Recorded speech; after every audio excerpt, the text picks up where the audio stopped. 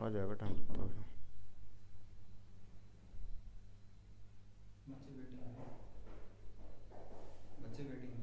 हैं 17 minute late हो गई। कितने बच्चे हैं मीटिंग में?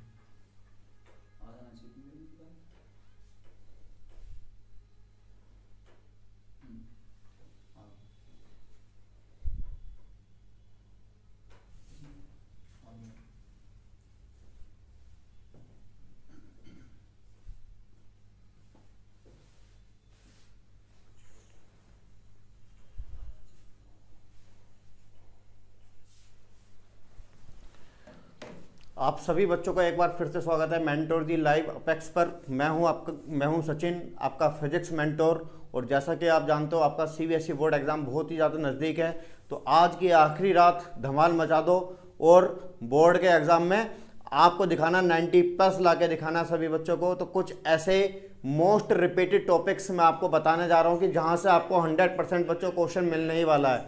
ठीक है, तो आपको कुछ ऐसे क्वेश्चन से बच्चों मैं यहाँ पर आपको दे के जाऊँगा जहाँ से आपको क्वेश्चंस डेफिनेटली मिलेंगे ही मिलेंगे।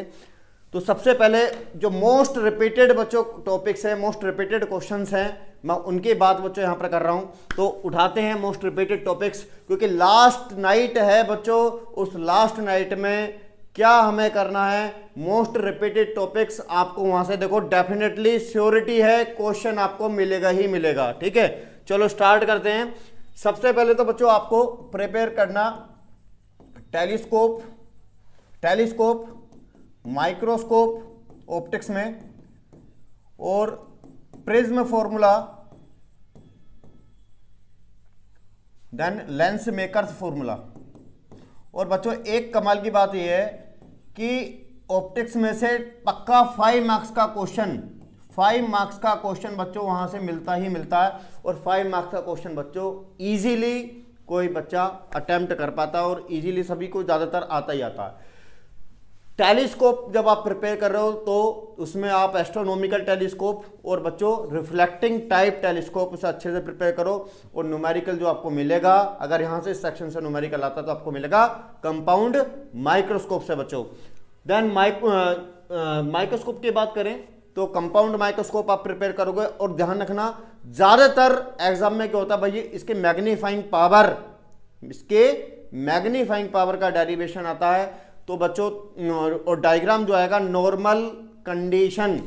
ठीक है, यानी कि जब आपका ऑब्जेक्ट जो है, जब आपका जो टेलीस्कोप है उस समय नॉर्मल कंडीशन में जब होता है तो उस समय जो है आपको ये डायग्राम बनाने के लिए आता है। और डायग्राम बच्चों उसका बहुत इजी है बनाना, सभी को जो है आता होगा। तो इसलिए ये टॉपिक और प्रिज्म फॉर्मूला बच्चों बहुत ज्यादा क्वेश्चन इस पर आते हैं। और प्रिज्म फॉर्मूला काफी बार रिपीटेड है बच्चों ये टॉपिक। और लेंस मेकर फॉर्मूला काफी बार रिपीटेड है। तो यहां से श्योरिटी है कि आपको एक क्वेश्चन कल के एग्जाम में मिलने जा रहा है। ठीक है, पक्का आपको यहां से क्वेश्चन मिलने ही वाला है। ठीक है, देन वेव पर अगर पूछते हैं बच्चों वेव ऑप्टिक्स, तो वेव ऑप्टिक्स की बात करें भैया, आप सभी को पता है कि वेव ऑप्टिक्स कम से कम 14 to 17 मार्क्स का ऑप्टिक्स आता है, जिसमें रे ऑप्टिक्स और वेव ऑप्टिक्स का काफी ज्यादा वेटेज बच्चों एग्जाम में है। तो वेव ऑप्टिक्स में आपको क्वेश्चन में मैं बता देता हूं हाइगेंस प्रिंसिपल। और सबसे बढ़िया बात है कि इसमें आपको जब क्वेश्चन आएगा तो बच्चों इसमें क्वेश्चन ज्यादातर 3 मार्क्स का क्वेश्चन आता है इससे। और हाइगेंस प्रिंसिपल पे जब क्वेश्चन आएगा तो आपसे प्रिंसिपल पूछा जाएगा, सेकेंडरी वेवलेट जो है भाई, वेव थ्योरी से आप कैसे रे थ्योरी को कनेक्ट करते हो। वेव थ्योरी से आपको रिफ्लेक्शन का लॉ यानी angle i equal to angle r और स्नेल्स लॉ बच्चों प्रूफ करने के लिए आता है। ठीक है, इसलिए हाइगेंस प्रिंसिपल पक्का तैयार कर लो, 3 नंबर आपके पक्के हो जाएंगे। ठीक है, then YDSC Young double slit experiment. और यंग डबल स्लिट एक्सपेरिमेंट में इस बार डेरिवेशन नहीं है, तो भैया यहां से आपको प्रिपेयर करना है कंसेप्चुअल और इसका न्यूमेरिकल। ठीक है, यहां से इसका कंसेप्चुअल और बच्चों न्यूमेरिकल इसका प्रिपेयर कर लेना है। YDSC में सिंगल जो उसका स्लिट प्लेन है उसको मूव कराते हैं आगे पीछे, या फिर सोर्स स्लिट को मूव कराते हैं, या फिर आपकी जो लाइट है मोनोक्रोमेटिक लाइट को अगर हम रिप्लेस कर देते हैं, ठीक है, किसी और लाइट से, या फिर उसको रिप्लेस कर देते हैं व्हाइट लाइट से, तो क्या इफेक्ट फ्रिंज विड्थ पे पड़ता है, फ्रिंज विड्थ पर क्या इफेक्ट पड़ेगा, वेवलेंथ कम ज्यादा करेंगे तो क्या इफेक्ट पड़ेगा। भैया ये सारे कंसेप्चुअल क्वेश्चन बच्चों आप प्रिपेयर कर चुके होंगे, नहीं होंगे तो कर लो, जितना हो गया। बस आपको इस समय ध्यान ये रखना है कि जो मैं आपको टॉपिक बता रहा हूं भाई ये स्ट्रेंथ है, यहां से क्वेश्चन आपको कल को मिलना ही मिलना है। ये नहीं करा तो आज की रात आपको तैयार करना है, आज की रात आखिरी रात, और कल आपको एग्जाम देना है, और डेफिनेटली आप पूरे जोश से कल आप जाओगे एग्जाम देने और आप अच्छा परफॉर्म करके आओगे। ठीक है, यहां से आपको क्वेश्चन मिलने वाला बात हो चुकी है ऑप्टिक्स की। अब ऑप्टिक्स के बाद अब चलते हैं कुछ और क्वेश्चंस पर। देन डिवाइसेस की बात करें भैया, प्रिपेयर कर लेना यहां पर आप गैल्वेनोमीटर, गैल्वेनोमीटर का कन्वर्जन, इसका कन्वर्जन बच्चों इनटू एमीटर,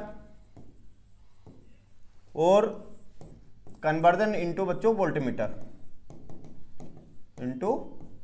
वोल्टमीटर, ये आप तैयार कर लो। ठीक है, जो जो मैं आपको क्वेश्चन बता रहा हूं यहां से कल के एग्जाम में क्वेश्चन, ये सोच लो कि आपके सामने जो है ना कोई पेपर, कोई आपके सामने आ गया बताने कि आपको पेपर के मेन पॉइंट्स बता रहा, मोस्ट रिपीटेड क्वेश्चन है सीबीएसई के, आपको मिलेंगे एग्जाम में, मिलेंगे डेफिनेटली मिलेंगे कल के एग्जाम में, अच्छे से प्रिपेयर करना है। Then force between two parallel conductor, force between two parallel conductors, और force between two parallel conductors बच्चों जिसका formula F equal to mu not upon 4 pi 2I1 I2 upon कितना बच्चों R। देन इसमें आपको जो है बायोट सावर्ट लो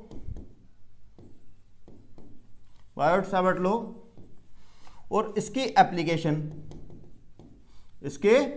application में बच्चों कोइल की या तो सेंटर पर फील्ड निकालने के लिए आता है, या फिर कोइल की बच्चों एक्सिस पर आपको फील्ड निकालने के लिए आता है। ठीक है, इन दोनों में से एक एप्लीकेशन इसके साथ आएगी अगर ये वाला क्वेश्चन आएगा तो, या फिर ACL यानी कि एम्पियर सर्किटल लो, और एम्पियर सर्किटल लो जब भी आता है तो उसके स्ट्रेट वायर की वजह से फील्ड निकालने के लिए बच्चों यहां पर आती है। तो इसके साथ ये क्वेश्चन, अब यहां से फिर ये 4 क्वेश्चन मैंने आपको बताए, ये 4 बच्चों ध्यान रखना, ये भी 5 मार्क्स में क्वेश्चन आपको मिल सकता है। ठीक है, ये भी आपको क्वेश्चन 5 मार्क्स में मिलेगा, अच्छे से प्रिपेयर कर लो, डेफिनेटली यहां से आपको क्वेश्चन मिलने जा रहा है कल के एग्जाम में। ठीक है, देन डिवाइसेस में गैल्वेनोमीटर मैंने कहा आपको प्रिपेयर करना है ट्रांसफॉर्मर इट्स एप्लीकेशन बच्चों, एप्लीकेशन पे case study question, case based question आ सकता है। ट्रांसफॉर्मर कैसे हम step up step down use करते हैं, आपके सब स्टेशन में, पावर हाउसेज में कैसे step up step down use किया जाता है भैया, उसके ऊपर बच्चों आपको केस बेस्ड क्वेश्चन मिल सकता है कल, है ना। देन ट्रांसफॉर्मर के बाद बच्चों इसके लॉसेज भी इसी में आएंगे, सब टॉपिक हो गया लॉसेज इन ट्रांसफॉर्मर। ठीक है, देन एसी जनरेटर, ये भी एक ऐसा रिपीटेड टॉपिक है। इन दोनों में से सबसे ज्यादा ये इंपॉर्टेंट है, ये काफी ज्यादा इंपॉर्टेंट टॉपिक है ट्रांसफॉर्मर। एसी जनरेटर से ज्यादा इंपॉर्टेंट बच्चों क्या है, transformation ratio, power, input power, output power, ठीक है, और ईएमएफ का रेशियो, करंट का रेशियो। ठीक है, ये अच्छे से प्रिपेयर कर लो। फ्लक्स का रेशियो, इसके ऊपर जब 5 नंबर का क्वेश्चन आ गया तो बेटा हलवा नहीं आने का, वहां से आपको कंसेप्चुअल या न्यूमेरिकल जरूर उसके साथ पार्ट्स में लगाएगा क्वेश्चन। चलो जी, ये आपका प्रिपेयर हो जाता है, इसको आप अच्छे से प्रिपेयर कर लो। लिख के देखना, पहले सुन लो क्या करोगे, लिख कर देखोगे। आज की रात आखिरी रात, कल फैसला होना है क्या करके गए हो, क्या आपने पूरे साल करा है, और पूरे साल का रिजल्ट कल पर डिपेंड करता है। कहां, किस पर डिपेंड करता है, कल पर। तो उसके लिए आपको आज की रात पूरी जान लगा देनी है। एक बार बोल दो, भोलेनाथ सबके साथ। ठीक है जी, चलो आगे चलते हैं। और क्वेश्चंस क्या है सर, और भी क्वेश्चन से बता दीजिए। ठीक है, एक आपको करंट इलेक्ट्रिसिटी से भैया प्रिपेयर कर लेना ड्रिफ्ट वेलोसिटी। ठीक है, ड्रिफ्ट वेलोसिटी के ऊपर कंसेप्चुअल सेक्शन काफी आता है, और आपको इसमें प्रिपेयर करना है किरचॉफ्स वोल्टेज लॉ, केवीएल। इसमें आपको करंट निकालने के लिए वोल्टेज निकालने के लिए और साथ साथ इक्विवेलेंट रेजिस्टेंस निकालने के लिए भी आता है। ठीक है, देन करंट इलेक्ट्रिसिटी में और क्या आ सकता है बच्चों, करंट इलेक्ट्रिसिटी से यहां पर सेल्स इन पैरेलल, जो पैरेलल ग्रुपिंग आती है सेल्स की, वो वाला यहां पर टॉपिक अच्छे से प्रिपेयर करें, वो काफी ज्यादा इसमें इंपॉर्टेंट है, सेल वाला टॉपिक। तो मैंने आपको करंट इलेक्ट्रिसिटी से 1, 2 और ये सेल वाला टॉपिक 3, ये 3 टॉपिक आपको मैंने दे दिए। डेफिनेटली कल यहां से क्वेश्चन मिलेगा, श्योरिटी है, डेफिनेटली मिलने जा रहा है आपको क्वेश्चन यहां से। इन 3 टॉपिक से आपको कल क्वेश्चन मिलेगा। ठीक है, उसके बाद चलते आगे, और इस वीडियो को कल आप बाद में जब आप एग्जाम देते हो उसके बाद फिर रिपीट करके देखना कि क्या कहा था, क्या मिला, क्या नहीं मिला। देन इसके बाद बात करते हैं चैप्टर 1 और 2 यानी कि यूनिट फर्स्ट इलेक्ट्रोस्टेट। बच्चों सबसे ज्यादा मार्क्स बच्चा वहां पर खोता है। अब चैप्टर 1 की अगर मैं बात करता हूं भैया, सबसे मोस्ट रिपीटेड टॉपिक है यहां पर चैप्टर 1 का, गॉस थ्योरम।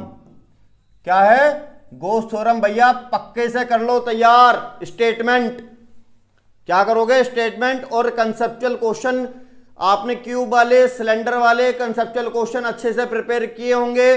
फ्लक्स निकालने वाले तो डेफिनेटली आप कल जो है विद कॉन्फिडेंस जाओगे, और कॉन्फिडेंस तो भैया हाई होगा ही आपका। आप पढ़े हो, पूरे साल मेहनत करिए और कल पेपर जो है अच्छा करके आओगे। गॉस थ्योरम आ जाती है। गॉस थ्योरम के बाद बच्चों इसके बाद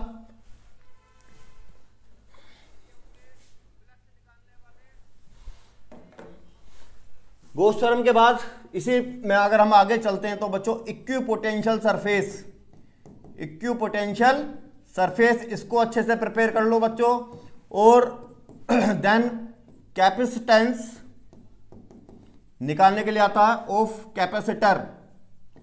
ऑफ कैपेसिटर कब? पहली कंडीशन जब फ्री स्पेस है, सेकंड कंडीशन जब इसके अंदर आपने कंडक्टिंग स्लैब डाल दी यानी कि C dot S conducting slab डाल दिया, थर्ड कंडीशन जब आपने इसके अंदर डाइलेक्ट्रिक स्लैब इंसर्ट कर दिया। ठीक है, तो सबसे ज्यादा इंपॉर्टेंट ये वाला है, इसमें नीचे वाला, इसको बहुत अच्छे से प्रिपेयर कर लो। और यहां से कंसेप्चुअल क्वेश्चन की बात करूं तो भैया कंसेप्चुअल क्वेश्चन के लिए टिप्स ये है, जब हम कैपेसिटर के अंदर डाइलेक्ट्रिक इंसर्ट करते हैं तो डाइलेक्ट्रिक इंसर्शन वाले जो क्वेश्चन है भैया, ये कंसेप्चुअल क्वेश्चन अच्छे से प्रिपेयर कर लें कि चार्ज का इफेक्ट, पोटेंशियल का इफेक्ट, इलेक्ट्रिक फील्ड का इफेक्ट, एनर्जी का इफेक्ट, एनर्जी डेंसिटी का इफेक्ट, एनर्जी डेंसिटी का इफेक्ट और इसके कैपेसिटेंस का इफेक्ट। तो ये बच्चों 5 मैंने पॉइंट बताए, 1, 2, 3, 4 और छठा हो गया कैपेसिटेंस। ठीक है, 6 पॉइंट हैं। तो ये 6 के 6 पॉइंट अच्छे से आपने तैयार किए होंगे। तो यहां से फिर हम चलते हैं बच्चों आगे की तरफ। करंट इलेक्ट्रिसिटी हमारा हो गया, मैग्नेटिक इफेक्ट्स ऑफ करंट हो गया। मैग्नेटिज्म में अगर हम बात करते हैं मैग्नेटिज्म की, तो मैग्नेटिज्म में भैया यहां से चांसेस है पैरा, डाया और फेरो पर क्वेश्चन बच्चों आप प्रिपेयर कर लो। यहां से एक एक नंबर के एमसीक्यू या फिर 2 नंबर का क्वेश्चन आपको बच्चों यहां से मिल सकता है। और इनमें मैग्नेटिक फील्ड लाइंस ड्रॉ करने के लिए काफी बार क्वेश्चन रिपीटेड है, काफी बार क्वेश्चन रिपीटेड है। मान लिया डाया मैग्नेटिक सब्सटेंस अगर हमारे पास है बच्चों, तो डाया मैग्नेटिक को अगर मैग्नेटिक फील्ड में रखते हैं तो कुछ इस तरह की लाइंस यहां पे आती हैं। ठीक है, उससे क्या करती हैं? रिपेल्स करती हैं। अगर यहां पर फेरो मैग्नेटिक होता, ये वाला क्वेश्चन जो मैं आपको बता रहा हूं, अगर पैरामैग्नेटिक होता तो अट्रैक्शन होता उसका, तो कुछ इस तरह की लाइंस बच्चों यहां पर जो है आती। तो इसको आप बच्चों बहुत अच्छे से इनको प्रिपेयर करना है। अगर फेरो होता तो क्या कंडीशन आती? ये जो क्वेश्चन मैं आपको बता रहा हूं यहां पर, ये काफी बार रिपीटेड है बच्चों। फेरो मैग्नेटिक सब्सटेंस होता तो कुछ इस तरह की कंडीशन होती, थोड़ा अट्रैक्शन यहां पर क्या है ज्यादा। तो ये तीनों सब्सटेंस होता क्या इसका क्वेश्चन, मान लिया निकेल आपको दे दिया, एल्युमिनियम आपको दे दिया। ठीक है, तो इनके ऊपर बोला जाता है कि इनका मैग्नेटिक फील्ड लाइंस में आप अगर ये मैग्नेटिक फील्ड में रखें तो मैग्नेटिक फील्ड लाइंस कैसे इनसे होके जाएंगी वो आप ड्रॉ कीजिए। तो इसके ऊपर क्वेश्चंस काफी बार रिपीटेड है। और ससेप्टिबिलिटी प्रिपेयर कर लो, परमिएबिलिटी उसे प्रिपेयर कर लो, किसके लिए क्या क्या होती है, और आई वर्सेस एच कर्व या फिर बी एच कर्व बोलते हैं इसको, sorry intensity versus H curve. I H curve बहुत इनका पूछा गया है, ये भी मोस्ट रिपीटेड क्वेश्चन है मैग्नेटिज्म का, ठीक है, बता चुका हूं। अब चलते हैं नेक्स्ट। उसके बाद बात करते हैं इलेक्ट्रोमैग्नेटिक इंडक्शन। इलेक्ट्रोमैग्नेटिक इंडक्शन की बात करें तो भैया यहां से आप प्रिपेयर करके जाओ सेल्फ इंडक्टेंस और म्यूचुअल इंडक्टेंस, इसको बच्चों अच्छे से प्रिपेयर कर जाओ, डेफिनेटली क्वेश्चन यहां से आपको मिलेगा, ठीक है। सेल्फ या म्यूचुअल से आपको क्वेश्चन मिलता है, और म्यूचुअल इंडक्टेंस पे हमारा ट्रांसफॉर्मर बच्चों बेस्ड है, ठीक है, ट्रांसफॉर्मर हमारा म्यूचुअल इंडक्टेंस पे बच्चों क्या है, बेस्ड है। तो सेल्फ इंडक्टेंस प्रिपेयर करेंगे, म्यूचुअल इंडक्टेंस प्रिपेयर करेंगे, और साथ ही साथ इनके बच्चों ध्यान रखना कि आप पॉइंट्स टू पॉइंट इफेक्ट किस किस पे क्या पड़ता है उसको अच्छे से प्रिपेयर कर लें, है ना। और इसमें क्या है, लेंस लो के ऊपर बच्चों काफी बार छोटे छोटे कंसेप्चुअल क्वेश्चन आए हुए हैं, अगर आपके पास समय है तो उनको अच्छे से प्रिपेयर आप करके जाना। अदरवाइज ये मैं आपको बता रहा हूं कि जो मोस्ट रिपीटेड टॉपिक्स हैं मैं उनकी बात कर रहा हूं यहां फिलहाल, है ना। अगर आप एसी पर पहुंचते हो तो एसी में मैं एसी जनरेटर आपको पहले बता ही चुका हूं, और ट्रांसफॉर्मर बता ही चुका हूं कि ट्रांसफॉर्मर और AC generator most repeated topic हमारे इस यूनिट के हैं। और यहां से आप प्रिपेयर करके जाओगे भैया series LCR circuit, series LCR circuit, इसको अच्छे से प्रिपेयर कर लें। और यहां पर बच्चों उसका रेजोनेंस और एवरेज पावर कंजप्शन, तो भैया यहां से आपको जो है ना बच्चों क्वेश्चन इन्हीं 3 टॉपिक से आपको मिल जाएगा। ऐसा मैं सोचता हूं कि ये मोस्ट रिपीटेड टॉपिक हैं, और ध्यान रखना सीबीएसई के पेपर में कम से कम 70 में से 25 to 30 मार्क्स का बच्चों रिपीटेड क्वेश्चंस रहते हैं। तो इसलिए पेपर में मटेरियल हर किसी के लिए होता है पास होने का। अगर आपने बिल्कुल यही मन बना रखा है कि मेरे को करना ही नहीं है तो बात अलग है, अदरवाइज डेफिनेटली सब बच्चे पास हो जाओगे। फिजिक्स में बहुत कम बच्चा जो है कंपार्टमेंट लेके आता है। तो इसलिए ये जो मैं आपको मोस्ट रिपीटेड टॉपिक्स आपको बता रहा हूं, अच्छे से आज फिर एक बार आज की रात, ठीक है, आपको कर डालना है, और कल सुबह को अच्छे से अपना मूड फ्रेश करके बच्चों एग्जाम देने जाना है और शुरू करना है भोलेनाथ सबके साथ। इसी के साथ अपना एग्जाम अच्छे से देने के बाद डेफिनेटली आप मेरे को जो है बताएंगे, चैट बॉक्स में रिप्लाई करेंगे कि एग्जाम बच्चों कैसा हुआ। और हमारी उम्मीद यही है कि हम आपको बेटर से बेटर बच्चों दे पाए, आप अपना लाइफ में अच्छा कैरियर आपका बने, यही हमारी उम्मीद है, ठीक है। उसके बाद बच्चों ईएम वेव्स में सबसे ज्यादा रिपीटेड जो क्वेश्चन है वो डिस्प्लेसमेंट करंट का कंसेप्ट, और ईएम वेव्स का ट्रांसवर्स नेचर, और इसके बारे में बहुत बढ़िया हमारा डुएट वीडियो जो है हमारे चैनल पे बच्चों पड़ा हुआ है, 2 टीचर द्वारा डिस्कशन लेक्चर है, बहुत ही बढ़िया लेक्चर है, आप उसे देख सकते हो। आपका पूरा डेफिनेटली उस लेक्चर के थ्रू पूरा ईएमबीएस आपका पूरा प्रिपेयर हो जाएगा। आप उस लेक्चर को जो देखोगे, ठीक है, हमारे प्लेलिस्ट में पड़ा हुआ है, जाके आप देख सकते हो, मेंटोरजी लाइव अपेक्स पे ही पड़ा हुआ है प्लेलिस्ट, उसमें देख लें। प्लेलिस्ट में जो है आपको ईएमबीएस का जो पूरा वीडियो वहाँ आपको मिल जाएगा, बहुत ही बढ़िया अच्छा लेक्चर है वो, ठीक है।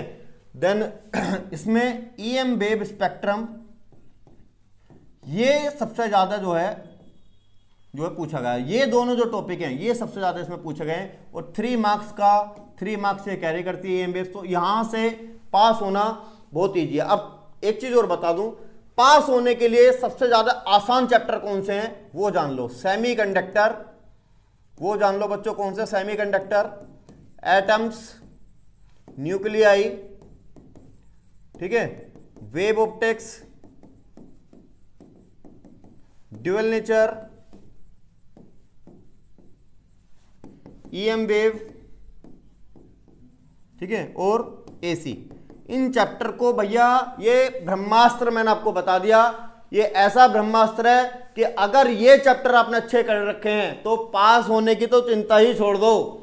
यहां से आपको ऐसा जो है आपको ऐसे क्वेश्चंस मिलेंगे जो आप इजीली अटेम्प्ट कर सकते हो। और आप पेपर आपको कैसे करना है, आपका काम क्या है, आपको पेपर भैया बच्चों पहले पूरा मत पढ़ना, क्योंकि आप अगर कोई बच्चा पेपर ज़्यादा दिए हैं, बहुत अच्छी प्रिपरेशन है, प्री बोर्ड में सिक्योर कर रहा है उस बच्चे ने 50+, वो कोई बात नहीं, वो पढ़ लेना।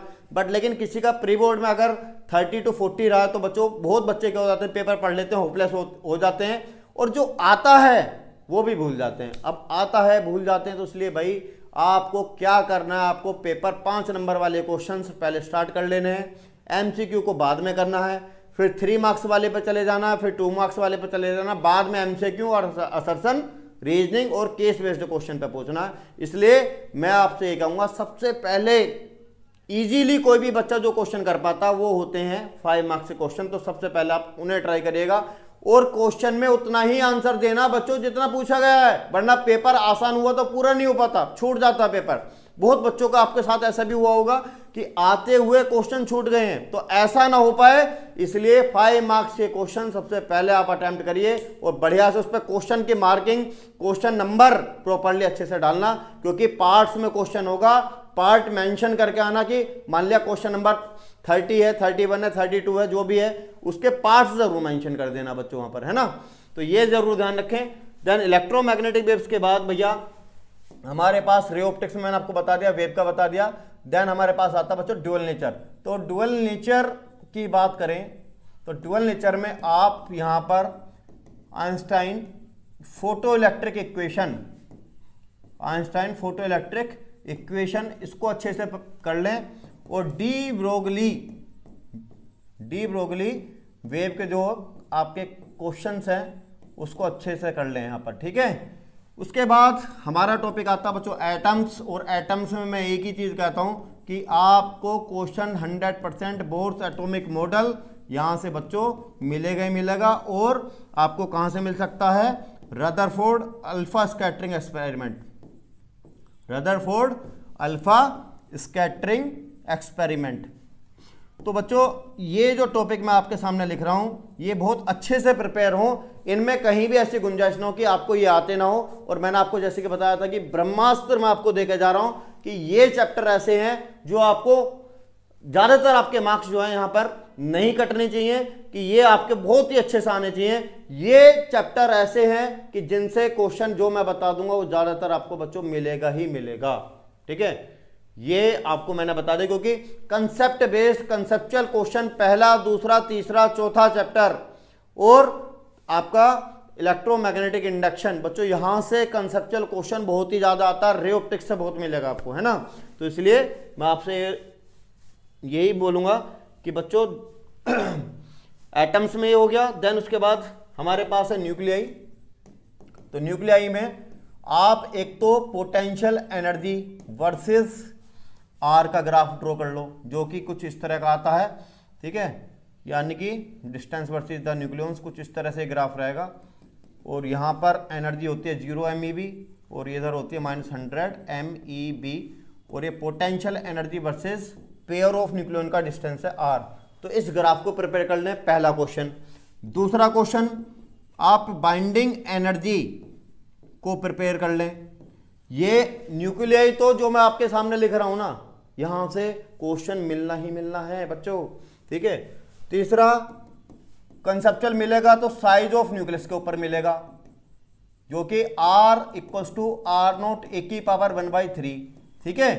और इसमें आपको बाइंडिंग एनर्जी कर्व की इंपॉर्टेंस आनी चाहिए, और इसकी इंपॉर्टेंस है बच्चों फिशन और फ्यूजन में, ठीक है। ये भी चैप्टर, ये भी हमारे वीडियोस में बहुत अच्छा पढ़ा हुआ है, जाके आप देखोगे ना। अगर आपको लगता है कि लिख के रिवीजन करना, कि मेरे को कहीं से ऐसा मैटर मिल जाए फास्ट रिवीजन हो, तो बच्चों जाओ प्लेलिस्ट में जाओ, और मेरे प्लेलिस्ट में जाके मेंटोर दी लाइव अपेक्स पे जाके आप प्लेलिस्ट है उस मेरे प्लेलिस्ट में जाके इस पूरे चैप्टर का धड़ाक से रिवीजन आप कर दो। और सुबह भी आप जा रहे हो तो 1 घंटा फटाफट कुछ भी रह जाए उसका रिवीजन बहुत जल्दी से आप कर सकते हो। 2x स्पीड पर वीडियो को चला के आप इजीली रिवीजन बच्चों यहाँ पर कर लेना, ठीक है।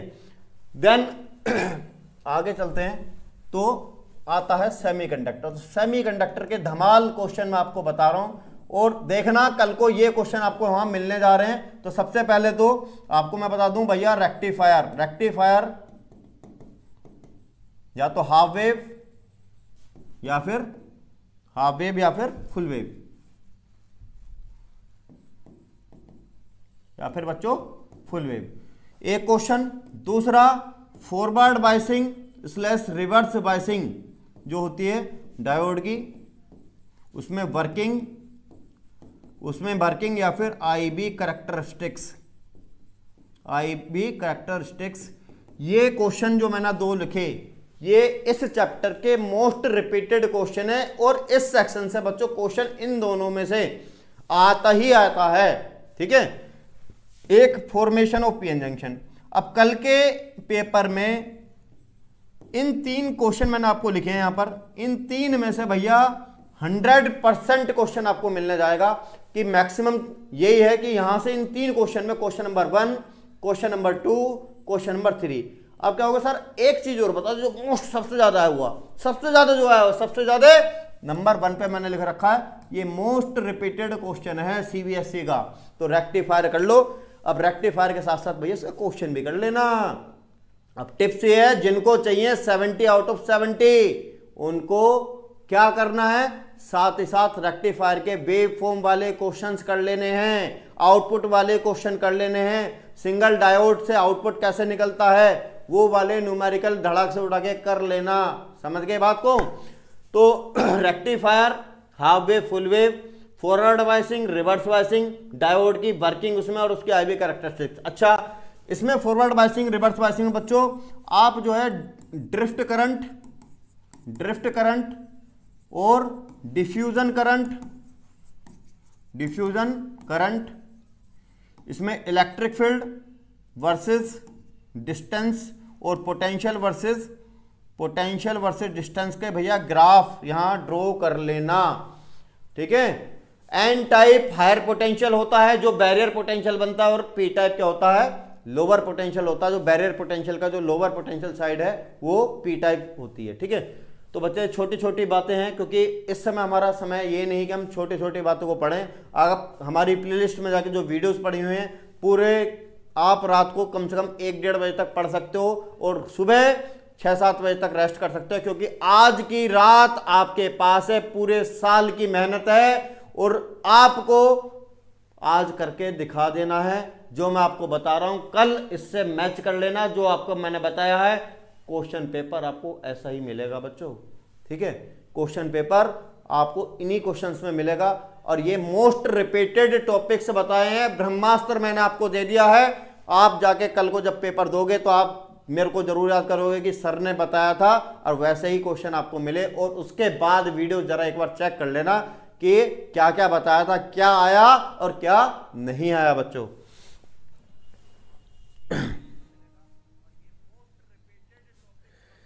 राहुल शर्मा बोलते हैं कि एसी जनरेटर जरूरी है क्या? एसी जनरेटर अभी रिसेंटली आया है और मेरा मानना यह है कि भाई जरूरी तो सब है, पर लेकिन एसी जनरेटर ट्रांसफॉर्मर में से एक क्वेश्चन ज्यादातर पूछा जाता है। अब इसमें से मैं बता दूं, एसी जनरेटर और ट्रांसफॉर्मर और सीरीज एलसीआर सर्किट, क्योंकि अभी रिसेंटली क्या है, एसी तो ये तो आ गया पर लेकिन ट्रांसफॉर्मर पर मेरा ज्यादा फोकस है कि ट्रांसफॉर्मर और सीरीज एलसीआर सर्किट से क्वेश्चन बच्चों आने के चांसेस ज्यादा हैं। इसके ग्राफ जो सीरीज एलसीआर सर्किट में आपको पावर का ग्राफ ध्यान रखना, पावर का, ईएमएफ का और बच्चों करंट का, ये ग्राफ अच्छे से प्रिपेयर कर लेना इसके आप। ठीक है, जो ग्राफ्स हैं, जो इसकी वेव फॉर्म्स हैं, उनको अच्छे से आप इन्हें प्रिपेयर कर लें।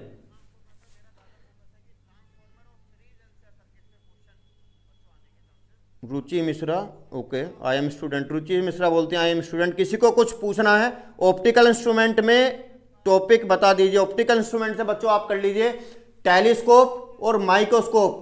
टेलीस्कोप और माइक्रोस्कोप में अगर क्वेश्चन और में आता है ना तो एक ही आएगा इसमें, और टेलीस्कोप में बच्चों एस्ट्रोनॉमिकल टेलीस्कोप। ठीक है, एस्ट्रोनॉमिकल टेलीस्कोप, जब वो एक तो होता है least distance of distinct vision पे इमेज बनती है, एक बनती है कब, जब इन्फिनिटी पे इमेज बनती है, यानी कि जब वो नॉर्मल एडजस्टमेंट बोला जाता है। ध्यान से सुन लो, नॉर्मल एडजस्टमेंट। और जब बच्चों 3 मार्क्स का इसका क्वेश्चन आता है, तो ज्यादातर नॉर्मल एडजस्टमेंट वाला ही डायग्राम ड्रॉ करने के लिए आता है। ठीक है, कौन सा? Normal adjustment. 2 डायग्राम है, कंफ्यूज मत हो जाना।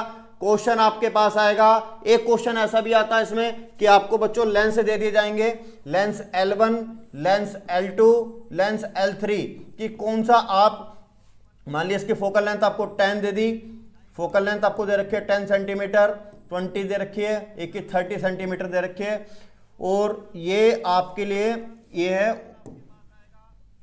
ऑब्जेक्टिव लेंस, एक होता आई पीस। ठीक है, 2 लेंस होते हैं बच्चों इसमें, एक होता आई पीस। इसकी फोकल लेंथ आपको 5 सेंटीमीटर दे दी, इसकी 3 सेंटीमीटर दे दी, एक दे दी आपको 8 सेंटीमीटर। तो आपसे बोला जाता है कि आप टेलीस्कोप बनाने के लिए, एस्ट्रोनॉमिकल टेलीस्कोप बनाने के लिए इनमें से कौन से 2 लेंस का यूज करोगे। आप वो लेंस बता दीजिए, उनमें कौन से लेंस का यूज हम करेंगे। तो ये हमें लेंसेज दे रखे हैं, इसमें आपको ऑब्जेक्टिव लेंस, आई पीस, ठीक है, इनकी फोकल लेंथ हमें दे रखी है, तो उसके अकॉर्डिंग आपको यहाँ पर लेंस बच्चों चूज कर लेने हैं। ठीक है, तो ये वाला क्वेश्चन आप अच्छे से कर लें। ऑप्टिकल इंस्ट्रूमेंट अभिनव पाठक, ठीक है, मैंने आपको बता दिया। और किसी को कोई क्वेश्चन पूछना हो तो बताइए।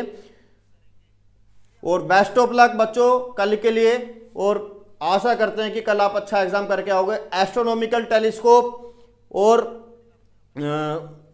एस्ट्रोनॉमिकल टेलीस्कोप करेंगे, कंपाउंड माइक्रोस्कोप करेंगे, और प्रिज्म फॉर्मूला, प्रिज्म फॉर्मूले का ग्राफ, प्रिज्म फॉर्मूले कौन सा वाला ग्राफ मैं बता देता हूं, जिसमें डेल वर्सेस आई के बीच में बच्चों एक ग्राफ आता है, और एक ग्राफ इस तरह से डिक्रीज होता जाता है, फिर उसके बाद इंक्रीज होने लगता है, और जहां पर इसकी वैल्यू होती है, जहां से ये इंक्रीज करना स्टार्ट करता है, यहां पर जो आपको डेल मिलता है, यहां पर ये जो डेल होता है वो डेल मिनिमम हो जाता है, और उस समय इस पॉइंट पर angle i equal to angle e हो जाता है, और डेल की वैल्यू क्या हो जाती है? मिनिमम, और एंगल R1 इक्वल टू हो जाता है R2। ये ध्यान रखिएगा, है ना। और कुछ पूछना है तो बच्चों रिप्लाई कर सकते हो। आपको कुछ भी पूछना है किसी भी टॉपिक से रिलेटेड, इस ग्राफ को अच्छे से कर लें, प्रिज्म फॉर्मूला कर लें। प्रिज्म के ऊपर कंसेप्चुअल क्वेश्चन बहुत आए हुए हैं, TIR, ठीक है, प्रिज्म में TIR वाला जो सेक्शन है उसको अच्छे से करें। ठीक है बच्चों, TIR वाला टोटल इंटरनल रिफ्लेक्शन, उसको अच्छे से कर लें। और आप ऑप्टिक्स से, रे ऑप्टिक्स से डेफिनेटली एक न्यूमेरिकल आपको मिलना ही मिलना है, ये बात पक्की है ना। और आसान क्वेश्चंस बच्चों अगर हम पूछते हैं तो आप कैपेसिटर से न्यूमेरिकल आपको मिल सकता है, रेजिस्टेंस सीरीज पैरेलल से न्यूमेरिकल मिल सकता है, और आपको numerical section Kirchhoff's voltage law पे मिल सकता है, और ग्रुपिंग ऑफ सेल्स के ऊपर न्यूमेरिकल आपको मिल सकता है। ठीक है, इनको आप अच्छे से प्रिपेयर कर लें। आज की रात है, फिर बोल रहा हूं आज की रात है, कल आपका एग्जाम है, पूरे साल की मेहनत है, आपने पूरे साल क्या करा है कल पे डिपेंड करता। उसके बाद आप नए नए यूनिवर्सिटीज में नीट का कुछ बच्चे एग्जाम देंगे, कुछ जेईई मेंस का एग्जाम देंगे, कुछ का इंजीनियरिंग का सपना है, कुछ बच्चे DU से BSc करना चाहते हैं। तो बच्चों सभी के लिए मेरी तरफ से best of luck, thumbs up है। आप अपना पेपर अच्छे से करके आए। थैंक यू, धन्यवाद। नेक्स्ट आपसे फिर मुलाकात मेरी होती रहेगी। आप सभी अपने एग्जाम अच्छे से करें। Thank you.